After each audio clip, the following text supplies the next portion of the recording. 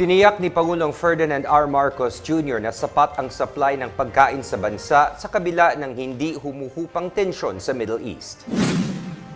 Sa kanyang pagbisita sa isang distribution center sa Laguna, sinabi ng Pangulo na walang dapat ipangamba ang publiko dahil may sapat na pagkain kahit sa pangmatagalan. Nangako rin anya ang food manufacturers na hindi muna magtataas ng presyo ng kanilang produkto hanggat kaya o sa loob ng hanggang 2 buwan.